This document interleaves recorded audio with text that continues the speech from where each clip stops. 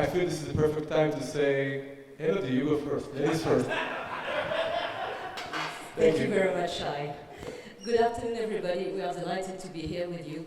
And thank you so much, Bruce. We are very happy that you made the time to come and chat with us. So my first question to you, Bruce, will be with regards to what we are reading in the news and in the press in negotiation with Botswana. But more specifically, can you tell us more about the mining rights? Thanks, Elodie, and great to be here again. Thanks again for having me. I'm glad you asked that question because it is rather a topical question. I think it's important that I answer that question by firstly just going back a little bit in time and putting a bit of context behind this, and then I'll come to the question on the mining rights.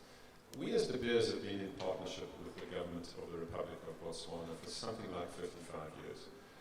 We are joint partners in Botswana, which is a company that holds the mining licenses over probably the two greatest diamond mines in the world. And we have been 50-50 partners in that company since the late 1960s.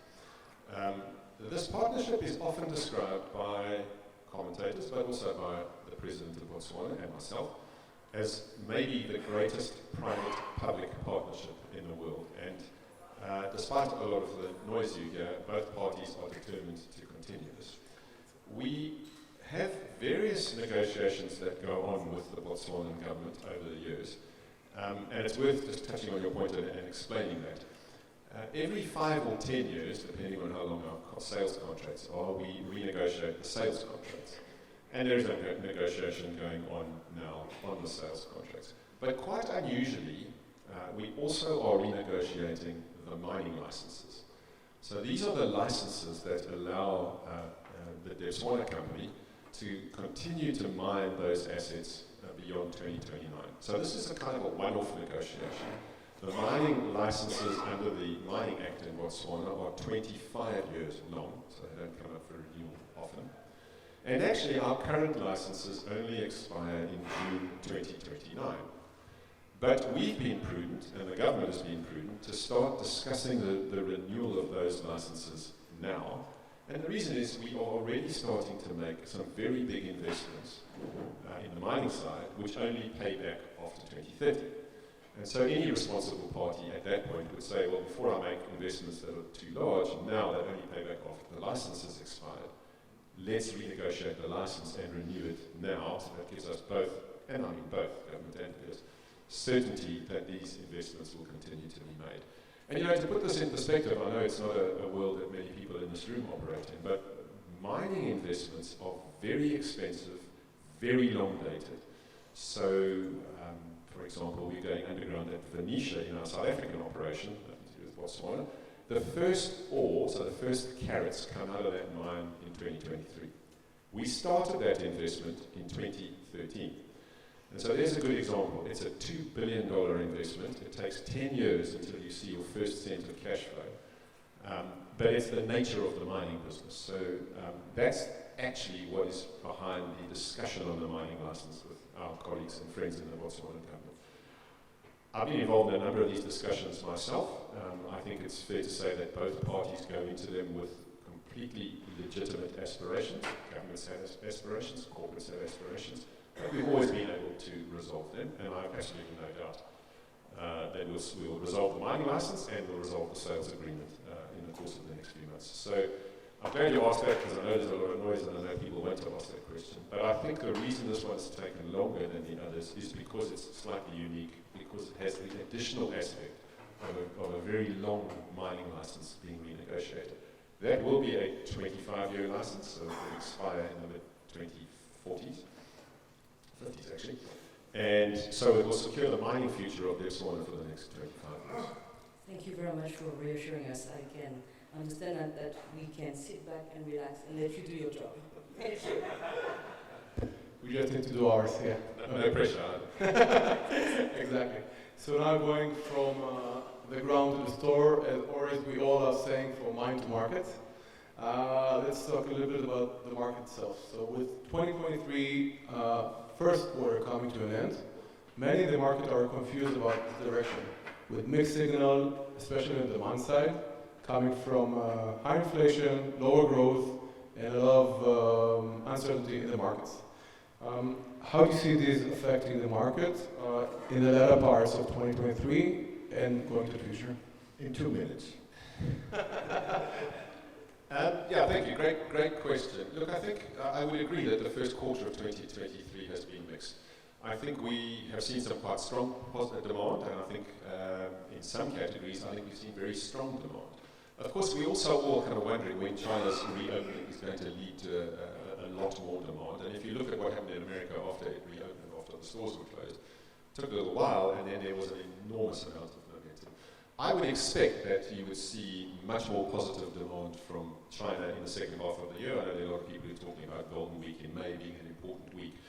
So and I also think, Shai, we forget sometimes. You know, we've had these 2 unbelievably good years, and you know, high inflation is an issue. You know, it affects all of us. And so, I think, sort of, despite all this uncertainty, we're in a reasonably good place. I'm hopeful that we will see better demand in the second half of the year, and I'm certainly hopeful we'll see significant improved demand in China. I would come up with a follow-up question, but Jacob doesn't allow it, so we'll just go on. We can just say that it's always in Hebrew, we have a song saying it's a bit dark before the break of dawn. So, yeah, going there. Elodie. Sorry, it's me again. Elodie, I'll take it back, thank you. So going to one of the hottest topics in the market, naturals and LGDs. So of course, the beers has his views and is a stakeholder within both markets. And we would say with Lightbox in the frame, market dynamics within the LGD scenes have accelerated recently, and the price race to bottom is taking place. Actually, you've spoken quite a bit about that in your speech, but I'm getting a bit more specific here.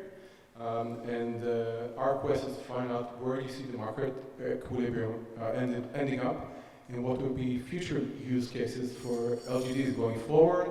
A lot of people are saying it's going to end up as fashion jewelry, put on t-shirts. So really fascinated to see your view on this one. Thanks. Thanks. I'm not sure I can answer this question in 2 minutes, but I'll give it a go. I think my position on this, I think, has been consistent since the beginning, and I think the evidence is more and more backing up my position and De Beers' position.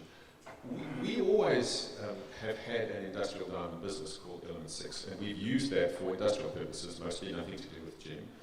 But we've used it as well to allow us to be able to build synthetic detection machinery, which those of us with long memories will remember. It wasn't long ago you were sitting here talking about the threat of undisclosed synthetics in the market. So we've always wanted to stay in that space so we can have the technology to build detection machines, which we've done fantastically well. And I think that problem will come back again one day.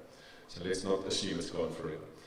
On the disclosed side, I mean, we've always taken the view, and we didn't take this view because it suited us, we took this view based on the research that we've done, that laboratory-grown diamonds, because they are a technology play, because they are effectively infinite, because there is nothing real or unique or rare about them, because you can tell the reactor to make the same thing again and again and again, and you cannot tell the Earth to do that they should be fashion, and therefore they should be used increasingly in the fashion world. And when we launched Lightbox, it was very much with that in mind.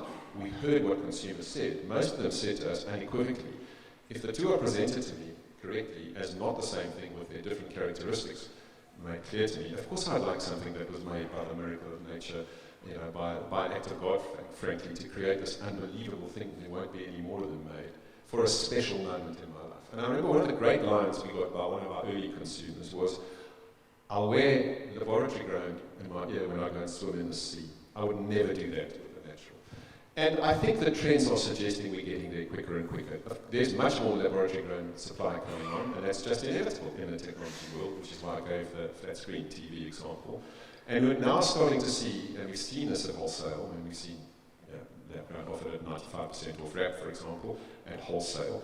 We're seeing it at online already, and you look at the big online retailers, and they are already selling the same lab grown for much less than they were a year ago, and actually it's starting to happen at physical retail. And I would expect that trend to continue. I think there will be successful laboratory-grown fashion businesses, like anywhere in the world, and there will be unsuccessful ones. But I think there is a future for them. I've always thought it's not the same as the natural diamond world, and I think that the trends with the increased supply you're going to see will show you that more and more, and you're seeing people, for example, advertising a free 2-carat lab grown if you buy a 2-carat natural. That wouldn't have happened 2 years ago, where people were holding on to the value that I think doesn't exist in the lab grown. And so I think for me the trends are clear. I think we've got to carry on telling the story better, and we've got to carry on talking about the good that diamonds do. Brands remain really important in telling the story and the individuality and the designs and so on. But to me, we are not far away from where I thought we would be, if you asked me that question a few years ago. Superb, and I think the follow-up would be talking about the storytelling of natural diamonds, but this is why we have David Kelly here in the crowd. He'll be glad to talk about it later, I'm sure, David. And you can't tell stories like that about background, because there's nothing unique about them. They were made in a machine last week. Okay. Jacob is waving with the hand, so yeah, sorry. Elodie. Yeah, sure. Elodie. Bruce, I would like to discuss with you the segregation and traceability, because with the war in Ukraine and the sanction imposed on Russian goods, we've heard those terms a lot. And we do understand that traceability is not doable with any goods. So can you give us an update with regard to Tracer? Where is it going now? Thanks, Elodie. So, I mean, we started building Tracer in late 2017, and as I've often said, it's not like we could see a conflict like this coming, but of course we could see that provenance was becoming a bigger and bigger issue. Even then, people were just starting to ask the question of provenance. Now I think we're seeing an acceleration. I think something like 36% of women and 39% of Gen Z actually start asking the question when they buy something, what the provenance is and what the good it did. And I think that's a legitimate question, and we need to have an answer to that as an industry. So we set about building Tracer. We were very ambitious. We wanted to build it as genuine distributed ledger technology. We didn't want to have it as a kind of a paper-based system, and we knew that would be difficult. Technology isn't easy. There have been lots of technology steps along the way. We've had to improve, working with, of course, our site holders at this point. But we've got it to the point now where we can load onto it pretty much all 4 grainers and above. And at site 2, the last site, we loaded 100,000 diamonds, and we'll do more than that this site. So I think we've got the technology to the point where, and already there's now polish on it, and some retailers are starting to look at it. So I don't see this only as a B2B solution. I see this as an end-to-end solution. And ultimately, it's part of telling the consumer the story this amazing natural diamond did. And it's good along the way, as opposed to, as we spoke about earlier, other products. We will have to think harder about how we come up with solutions for less than 4 grainers, and there's all kinds of talk going on with the G7 about how that gets done. But we'll find some other kind of solutions for those. Step 1 for us was to get the tech working. Step 2 for us was to onboard as many site holders as we can, and we've now got over 40 on board, which is tremendous. The numbers in 1 year doubled and doubled and doubled again. And make sure that we can get smaller and smaller goods on it. As the technology gets better, the sizes that we'll put on will go smaller and smaller. Of course, there'll come a point when it's too small to load individual diamonds, and we'll need a different kind of solution then, but I'm confident we'll find it. Thank you very much. I would love to dig into the topic, but Jacob won't let me. So now I want to talk about your pin, the pin that you're wearing. I don't know if you noticed, ladies and gentlemen, the pin that Bruce is wearing. You've been a champion for the He for She campaign of the United Nations. So how did it help you accelerate gender equality within the De Beers Group, and what would be your advice to any CEOs in the industry, hoping that now there's more female CEOs as well? Thanks, great question. One of the things I'm the most proud of as to what we've done at De Beers over the last 7 years is a significant focus on inclusion and diversity. And when I started, for example, there were no women on my executive committee, and that number now is somewhere between 40 and 50%, so on Al's committee now. I was always told you can't do it in the mining world because STEM subjects are all done by men and engineers are all men and mines are strange places to work on and so on and so forth. But actually I think we proved, if you deliberate about it, and I'll come back to that, you can actually do it. So what we do at De Beers when we do any one of these initiatives is we look for credible people to partner with who can help us. We're a business of partnerships. Today's meeting is a meeting of partners after all. And so we looked around the world for who could help us accelerate our inclusion and diversity work the best, and we came upon UN Women. And this badge is the UN Women He for She division. And so UN Women He for She is a branch of UN Women that has a number of CEOs, a number of presidents, and a number of university vice chancellors, all men who are champions of diversity in their organizations. And I am lucky enough to have been one, and it's been a tremendous experience. So we used the expertise of those people to try and help us push diversity across the group. So we changed everything about the way we recruit and about the way we keep people people and about the way we work with people and about the way we assign tasks to people to make our business more inclusive. And I don't think this journey is ever over, if I'm honest, but I think we have made tremendous progress, and of course the diamond industry doesn't have enough women in it, so it's incumbent on all of us to do so. The one piece of advice I would give, I like giving advice because everybody does things differently, is if you do something like this, you need to be authentic about it, because if your organization believes you, they will do amazing things with you. If they don't, they won't do anything, and you need to be deliberate. You cannot just talk about it. You cannot just discuss it at an executive committee meeting and put it on the agenda for the next year. You have to be focused on this every single day. But if you do that, you can do amazing things. Thank you, and I hope, because Debis has always been a leader, that we'll see more women on the expo as well. We have another 5 minutes. Another 2 questions? I can't talk any faster, so I'm really doing my best. So yeah, it connects us, actually perfectly to another topic that Elodie and I, that is really close to our hearts, the young Diamantaires. We're in the crowd. Young Diamantaires. Any young Diamantaires, by the way, please raise your hands. So you see, yeah. Round of applause. And Rachel, of course. Yeah, Rachel. Yeah. Make sure to see them. Yeah. So thanks, guys, and Rachel taking the live Instagram feed for that. So actually, within the YDs, talking about the PIN and those lobby initiatives, your lobby initiative, within Young Diamantaires, we don't go according to conventions within the diamond industry. It's not only people from diamond families, and it's not only men. We have around close to half women, right? You see here in the crowd, which is beautiful. Thanks, ladies. Thank you very much. So with that said, Jacob, I'll make it quick, yeah. So the YDs indeed are composed of many self-made entrepreneurs. And for these, coming from your many areas of leadership and experience within the industry and the peers, what areas of opportunities will you find for these young entrepreneurs, for generation in general, and within the diamond industry, diamond jewelry industry, of course? Yeah, again, as I'm kind of reluctant to give advice, I can only talk to you about the things that I've been through. But I think the first point I would make to everybody, to every one of you, because each of you is an amazingly talented person, is never sell yourself short. I do see a lot of millennials who don't necessarily feel as confident as they might when they're talking to people and pitching things to people. And I think it's really important to believe in yourself, because you are amazingly talented people.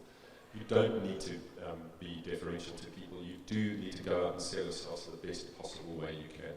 And I think you're in a great position. I think the world is changing. I think the diamond industry is rapidly changing. Digitization, which you folks are all much better at than my generation, is such a wonderful opportunity to change the past and do things differently in the future. So you might not have to be these giant brands in the future in order to be really successful. If you've got a clever story and you've got a great brand and a great piece of marketing and so on, all of that can be done today in ways that are much different to they were in the past. So I think we sort of sit here at the cusp of a completely different world, and I think obviously younger folks have got this amazing opportunity ahead of them. But as I say, there's one thing I'd say to you all is trust yourself, back yourself, you can do it. Thank you. Superb, inspiring. So I guess we can do Last it. question.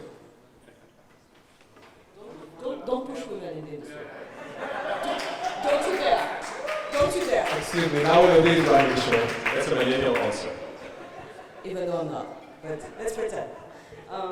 So we were talking about the young Diamantaires, and you might not know about it, but we are about to formalize ourselves. We want to take the next step. We are looking for the appropriate location to incorporate. We're thinking about our ethos. And I know you don't like to give advice, so I'm a bit of a pickle, but what would be yours if we want to create an organization that would come with something new, with something slightly different? We want to remain what we are. We believe that we have the energy and the will to create something that can be amazing for the young generation. But from your point of view, please. Yeah, look, I guess a couple of thoughts. One is I think an organisation is a good idea. You can see the power of IDMA, for example. So I think getting organised and getting a proper structure is a really good start.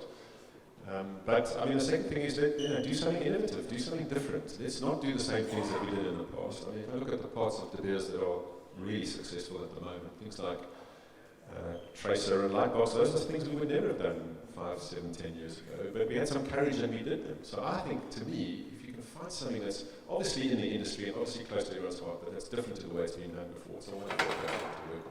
Thank you, and I can assure you that we're not lacking any courage. I look forward to it. But you did warn them in your speech, and you did mention as we spoke yesterday, that the danger of them getting into the industry is like Hotel California. You know? You can check out anytime you want, but you can never leave, and that's what they need to know. Yeah, so, Jacob, last one, we promise. By the way, it's funny, Bruce, when you were mentioning, YD in a matter of, in some way, going out of chaos into some kind of organizational structure, I saw Feriel nodding and smiling. So, we can use a little bit of advice on this one. Thanks, appreciate it.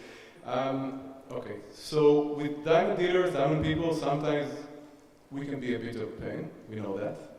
However, summing up this period, the De Beers tenure and position, we're sure you'll miss some parts of the industry, the things that you did and some of the people. So really, what will you miss most about the diamond industry and the people, the industry?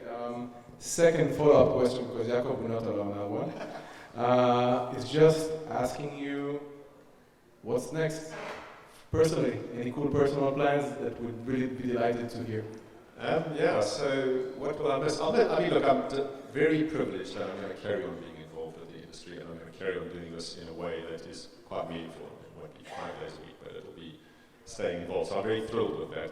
The problem is you'll miss everything about it. I think the thing that is the most exciting to me is the people. So the folks in the room, the folks that we had dinner with last night, the people that I'm privileged to meet as I go around the world, from mines to rough sales parts of the world to retail parts of the world and so on. So it's an amazing industry connecting people all over the world, all for one common good.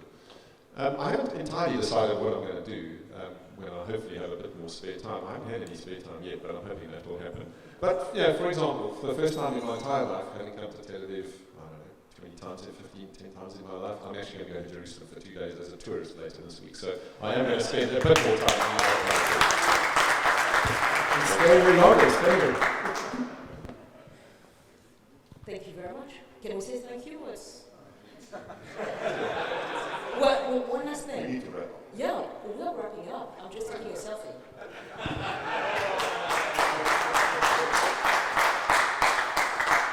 Thank you so much. Wonderful. Fast and furious, and that's what we'll try and keep doing. Thank you, Elodie. Thank you, Bruce. Thank you, Shai, for this very quick and furious conversation.